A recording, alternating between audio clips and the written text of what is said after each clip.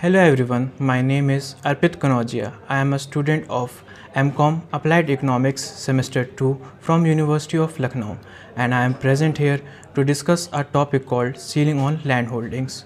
So, after independence, the government of India recognized the need of land reforms and so introduced the ceiling on land holdings in 1950s. The All India Land Reform Act 1959 recommended a uniform land ceiling, which was followed by many individual states, which includes Kerala's Land Reform Act 1963, the West Bengal State Acquisition Act 1964, and the Uttar Pradesh Imposition on Ceiling on Land Holdings Act 1960. Now let us move towards its meaning. तो ceiling on land holding basically एक statutory और absolute limit होती है on the amount of land which an individual can hold. इसके majorly दो aspect होते हैं. Ceiling on future acquisition to restrict the future purchase of that land, and number 2 is ceiling on existing holdings to redistribute the land from large landholders. Now let us move towards some of its guidelines.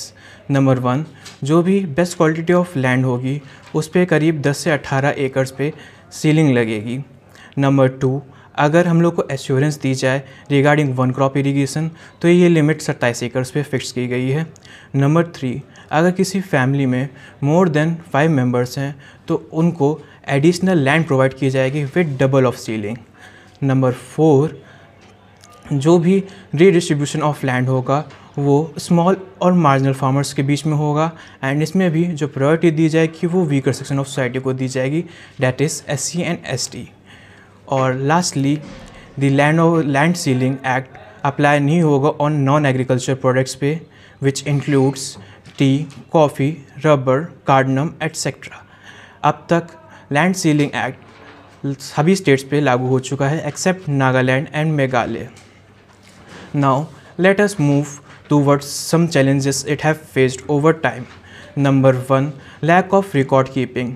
जो भी land records होते थे इस ceiling policy में वो या तो inadequate होते थे या इनसफिशिएंट होते थे, तो इसलिए वो इफ़ेक्टिवनेस लैक करती थी.